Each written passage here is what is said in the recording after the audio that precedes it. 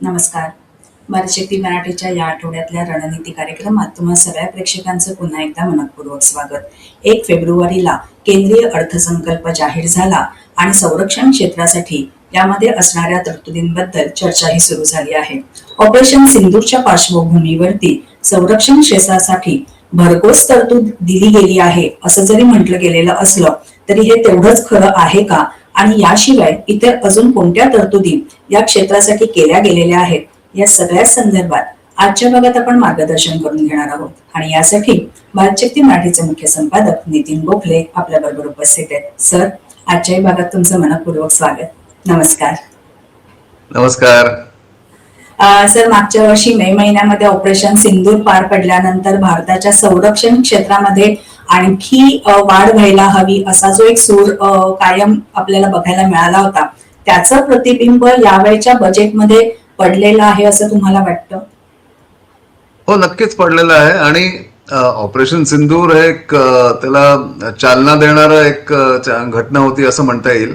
पण भारताची किंवा भारतीय संरक्षण क्षेत्राची वाटचाल त्या दृष्टीने जवळजवळ 7-8 वर्षापूर्वी किंवा 9 वर्षापूर्वी सुरू झाली होतीच. पण त्याला जरा एक वेग मिळाला किंवा एक धक्का बसल्यासारखं झालं. म्हणून आता यावेळेस 15% वाढ झालेली आहे. नवीन खरेदी करण्यासाठी जे बजेट आहे, जी तरतूद केली गेलेली आहे, त्याच्यात 15% वाढ ही गेल्या 10 वर्षात तरी झालेली नव्हती. साधारण 8-9% त्याच्यात वाढ व्हायची, त्यावेळेस 15% वाढ झाली. म्हणजे जवळजवळ 1.5-2 पटींनी त्याचं तरतूद वाढवलेली आहे.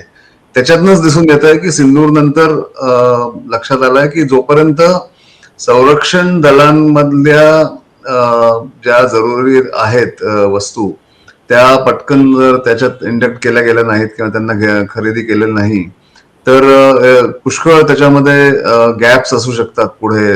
समजा काही परत ऑपरेशन सिंधूर सारखं जर ऑपरेशन करायला लागलं, एखादा पाकिस्तानच्या विरुद्ध काही कारवाई करायला लागली, तर त्यावेळेस ही शक्यता असू शकते. म्हणून त्याची भरपाई करण्यासाठी यावेळेस ते पैसे वाढवले गेलेत आणि ही चांगली म्हणजे एक वेलकम स्टेप ज्याला म्हणतात त्याप्रमाणे झालेलं आहे. सर, याचा खर्च म्हणजे संरक्षण क्षेत्रासाठी जी तरतूद आहे त्याचं विभाजन कसं झालेलं आहे? म्हणजे महसुली खर्च, भांडवली खर्च याच्या मध्ये कुठल्या पद्धतीची वाढ आपल्याला बघायला मिळालेली आहे? तर महसुली खर्च जो असतो तो तर कधीच टाळता येत नाही. कारण तुमच्याकडे ज्या काही यंत्रणा आहेत किंवा ज्या काही सामुग्री आहे त्याला मेंटेन करण्यासाठी त्यांच्यावरती रिपेअर आणि बाकीच्या मेंटेनन्ससाठी जो पैसा लागतो तो तुम्हाला खर्च करायलाच लागतो. त्यामुळे त्याच्यात सुद्धा थोडीशी वाढ झालेली आहे. पण भांडवली क्षेत्रात जर वाढ झाली नाही तर तर नवीन जर काही खरेदी करायची असेल तर त्या नेहमी त्याच्यामध्ये अडचणी येतात. पण यावर्षी नवीन खरेदीसाठी जवळजवळ 15% वाढ जी मी म्हटली झालेली आहे ती या अनुषंगाने झाली आहे की भारतीय विमान दलाला किंवा भारतीय वायुदलाला रफालचे विमानं जी आहेत ती खरेदी करायची आहेत 114 किंवा त्याच्यापेक्षा थोडी कमी. आणि पाणबुड्या घ्यायच्यात नेव्हीसाठी नवीन, तर त्यांचं जे इनिशियल ऍडव्हान्स पेमेंट करायला लागतं 15% का होईना, त्याची तरतूद यात केली गेलेली आहे. आणि त्याच्या व्यतिरिक्त मग नवीन ड्रोन्स आहेत, काउंटर ड्रोन सिस्टम्स आहेत, त्या सगळ्यासाठी ही तरतूद केली गेलेली आहे. हे अगदी म्हणजे स्पष्टपणे दिसून येतं याच्यामध्ये, या तरतुदीमध्ये. कारण यावेळेस 15% वाढ 1,80,000 कोटींवरनं ती आता 2,19,000 कोटी झालेली आहे भांडवली क्षेत्रासाठी.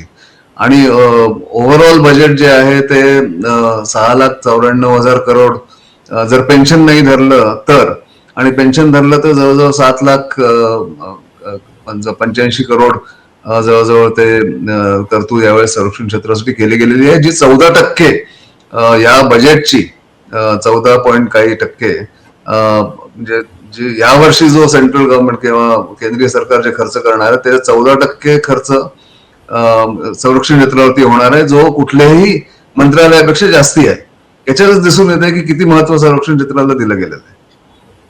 तुम्ही आता पेन्शन योजनेचा उल्लेख केला, त्या दृष्टीने पेन्शन धारकांसाठी यंदाची तरतूद कमी आहे असं म्हटलं जातं, ते खरोखर आहे तसं?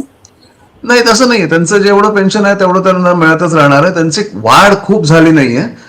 जी महागाईच्या दराने जी वाढ करायला पाहिजे, जो भत्ता असतो महागाई भत्ता वगैरे, त्याची सगळी तरतूद केली गेलेली आहे. पण त्यांना खूप जास्ती त्याच्यात भरपाई होईल किंवा जास्ती वाढ होईल हे नाही, ही तरतूद केली गेलेली नाहीये.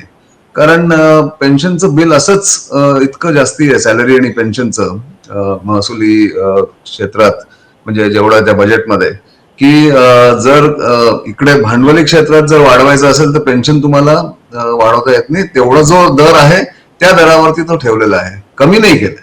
आणि हे एक चांगली गोष्ट आहे, कारण पेन्शन तुमच्या माजी सैनिकांना द्यायलाच लागतं.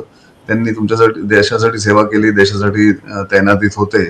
तर ते हे एक प्रॉमिस असतं देशाचं आपल्या सगळ्यांकडनंच, सैनिकांना सतत सातत्याने एक तेवढं सपोर्ट करत राहायचा. आणि ते तसं आहे. अजूनही ती त्याच्यात काही कमतरता आली असं म्हणता येणार नाही. मगाच्या उत्तरामध्ये तुम्ही भारतीय हवाई दलासाठी कशा पद्धतीची तरतूद आहे याचा उल्लेख केला, पण इतर जी दोन दलं आहेत, लष्कर आणि आपलं नेव्ही, याच्यासाठी पण काही वेगळी तरतूद आहे का? आणि जर असेल तर त्याच्या जोडीने आपल्या तटरक्षक दलासाठी पण काही वेगळी तरतूद आहे का? तर सगळ्यांसाठीच थोडी थोडी तरतूद केली गेलेली आहे, पण सगळ्यात जास्ती तरतूद भारतीय हवाई दलासाठी केली गेलेली आहे. आणि नेव्हीसाठी मी जसं म्हटलं, पाणबुड्या 6 विकत घ्यायच्या आहेत. त्यांचं 30,000 कोटीचं जे बजेट आहे, म्हणजे जो खर्च आहे येत्या 5-6 वर्षात, त्याचं इनिशियल पेमेंट 15% करायला लागतं. तर जवळजवळ 4,000-4,500 करोड रुपये त्याच्यामध्ये जातील इनिशियल पेमेंट करायला, ऍडव्हान्स पेमेंट करायला. त्याची तरतूद केली गेलेली आहे. त्यामुळे यावेळेस लक्ष केंद्रित केलं गेलंय की बिग तिकीट आयटम्स ज्याला म्हणतात, मोठ्या वस्तू, मोठ्या प्लॅटफॉर्म्स, त्यांच्यासाठी बऱ्याच वेळेला ती तरतूद कमी पडते. ती कमी पडू नये म्हणून असं केलं गेलेलं आहे. यावेळेस पैसे त्यावेळेस बाजूला ठेवले गेलेत. चीन आणि पाकिस्तान या दोन्ही देशांकडनं असणारा धोका लक्षात घेऊन सीमावर्ती भागांमध्ये विकास प्रकल्पांना जास्त चालना मिळावी याच्यासाठी म्हणून या अर्थसंकल्पात तरतुदी आहेत का? हो, त्या गेल्या 5-6 वर्षात त्या तरतुदी अर्थसंकल्पात आलेल्याच आहेत. आणि त्या पूर्णपणे अजूनही सातत्याने त्याचा तो सपोर्ट सुरू आहे. जसं BRO आहे, border roads organisation. Border roads ऑर्गनायझेशननी खूप काम केलं गेल्या 5-6 वर्षात, गलवान झाल्यानंतर विशेषतः. त्यामुळे त्यांना जेवढा सपोर्ट पाहिजे तो दिला गेलेला आहे. याच्यामध्ये होतं काय, बरेच लोक याच्यावरती वादविवाद करतात की भारताचं संरक्षण बजेट जे आहे ते साधारण GDPच्या 3%, 2.5% तरी पाहिजे. आता 2%च्या आसपास आहे. ते 2.5-3% पाहिजे. पण बऱ्याच लोकांच्या हे लक्षात नसतं की 2.5% जरी तुम्ही तरतूद केली आणि पैसा वाढवला त्याच्यामध्ये त्या बजेटचा, तर ते त्या वर्षामध्ये, एका वर्षामध्ये ती एवढी खरेदी करता येत नाही भारतीय संरक्षण दलांना. कारण ते बाजारात जाऊन कुठल्या तरी शेल्फवरनं काहीतरी विकत घेण्यासारखं नाहीये. कुठलाही जर खरेदी करायची असेल, अगदी 114 विमानं जरी घ्यायची असतील रफालची, तरी ती टेस्ट करायला लागतात, त्यांची ट्रायल व्हायला लागते.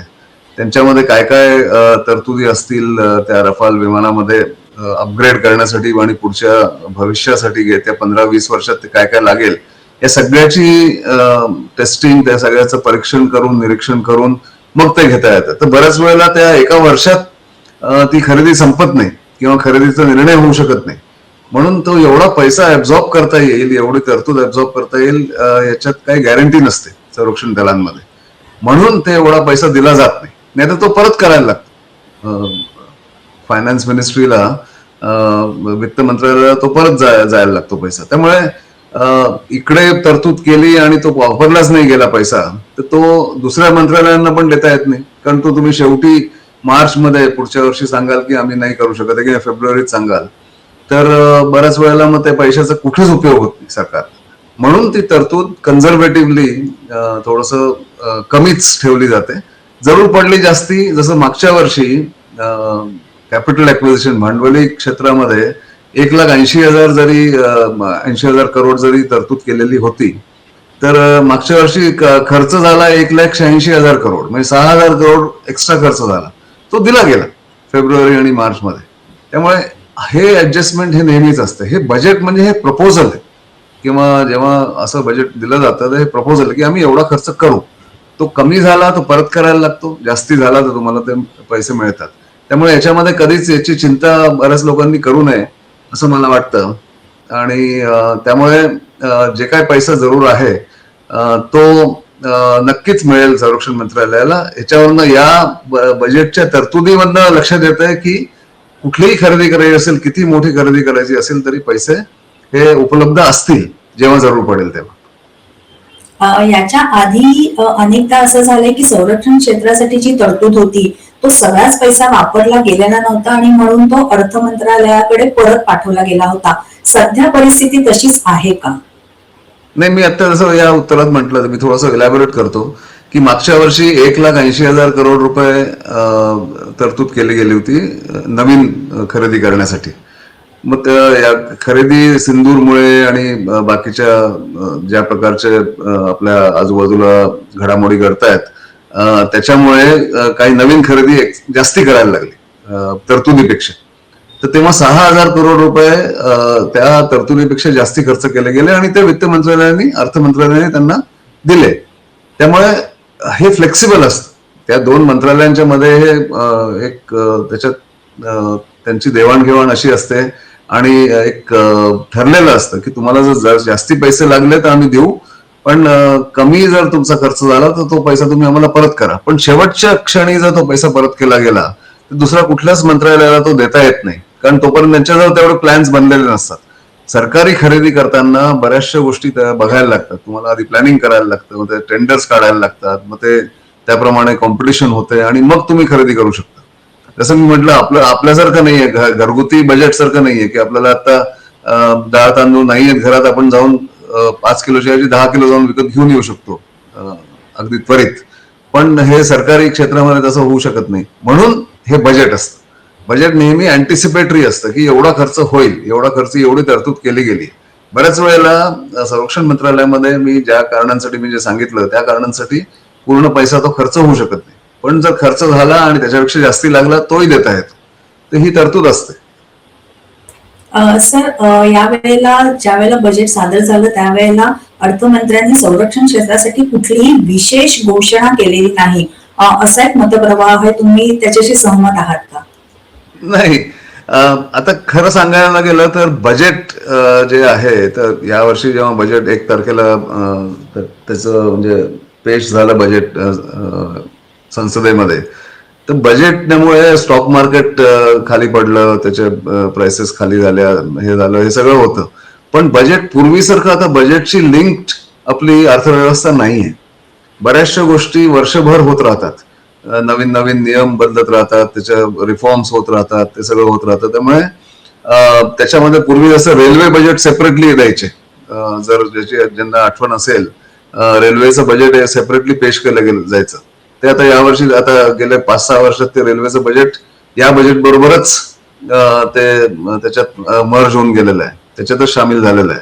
त्यामुळे हळूहळू अशी परिस्थिती यायला पाहिजे की बजेटवरती निर्भर करून आपले प्लॅन्स किंवा आपल्या पुढच्या तरतुदी व्हायला नको. तर म्हणून संरक्षण क्षेत्रातले बजेट सुद्धा आता त्याचा उल्लेख करण्याची पण जरूर पडत नाही. हे मानलं गेलंय की ते संरक्षण क्षेत्र, जसं मी म्हटलं की जर आपण पाय चार्ट बनवला आणि त्याच्यात आहे बनवता येतो की सगळ्यात जास्त खर्च कुठला येतो संरक्षण म्हणजे बजेटमध्ये कशाची तरतूद केलेली असते सगळ्यात जास्ती खर्च. आणि मी हे बघून सांगतो ते 1 मिनिट, एका मिनिटातच की काय आहे. म्हणजे तसं पाय चार्ट प्रमाणे त्यांनी दिलेलं आहे की एक रुपया आपल्याकडे जेव्हा सरकारकडे जेव्हा येतो तो 1 रुपया परत कुठे जातो याची तरतूद केली गेलेली सांगितली जाते. जसं आता बजेटरी अलोकेशन मध्ये जसं मी म्हटलं की पैसा कुठून येतो, समजा 1 रुपया पैसा यायचा असेल बजेटमध्ये, तर जीएसटी मधनं 15% येतो, एक्साइज ड्युटी मधनं 6% येतो, कस्टम्स मधनं 4% येतो, इन्कम टॅक्स मधनं 21% येतो, असं होतं. आणि जर तो जातो कुठे पैसा जातो, तर डिफेन्स मध्ये 11% जातो. 1 रुपया समजा आपण धरलं बजेट आहे तर त्याच्यातलं 11% डिफेन्स मध्ये जातो. सेंट्रली स्पॉन्सर्ड स्कीम्स मध्ये 8% जातो. पण इंटरेस्ट पेमेंट म्हणजे जे सरकारने जे लोन घेतलेलं असतं त्या लोनचे इंटरेस्ट देण्यासाठी म्हणून जवळजवळ 20% त्याच्यात तरतूद केली जाते 1 रुपयामधनं. 1 रुपया जर बजेट धरला आपण तर असं आहे, सगळ्यात जास्ती तरतूद कशासाठी असते तर राज्यांना 22% जातं, इंटरेस्टसाठी 20% पैसे ठेवले गेलेले आहेत, 11% डिफेन्समध्ये जातं, सेंट्रली स्पॉन्सर्ड स्कीमसाठी 17% असतं. असं तर हे अशावरनं लक्षात येतं की डिफेन्ससाठी भरपूर पैसा म्हणजे 3रा किंवा 4थ्या नंबरवरती तरतूद केली गेलेली आहे बजेटची. सर 1 तारखेला दरवर्षी ज्या वेळेला बजेट सादर होतं त्यावेळेला इन्कम टॅक्स रिबीट किती मिळालेला आहे किंवा त्याची मर्यादा किती आहे याबद्दल चर्चा होते, रेल्वेच्या संदर्भात चर्चा होते. पण संरक्षण क्षेत्र गेल्या काही वर्षांपासून जे प्रामुख्याने चर्चेला यायला सुरुवात झालेली आहे त्याच्यातल्या तरतुदी आणि त्याचं महत्व नेमकं काय आहे हे आजच्या भागातनं या माहितीतनं आपल्या प्रेक्षकांना नक्कीच समजून घ्यायला मदत झाली असेल. त्यामुळे या सगळ्या माहितीसाठी सगळ्या प्रेक्षकांकडनं आणि व्यक्तिशः माझ्याकडनं खूप खूप धन्यवाद सर. नमस्कार. नमस्कार. प्रेक्षको, या भागात मिळालेली माहिती तुम्हाला कशी वाटली ते कमेंट्सद्वारे आमच्यापर्यंत नक्की पोहोचवा. त्यासाठी काय करायचे, भारत शक्ती मराठी या युट्यूब चॅनलला लाईक करा, शेअर करा, सबस्क्राईब करा. याशिवाय इतर सोशल मीडिया प्लॅटफॉर्मना सुद्धा तुम्ही फॉलो करत असाल अशी आम्हाला आशा आहे. भेटूया पुढच्या आठवड्यात एका नवीन विषयासह. तोपर्यंत नमस्कार.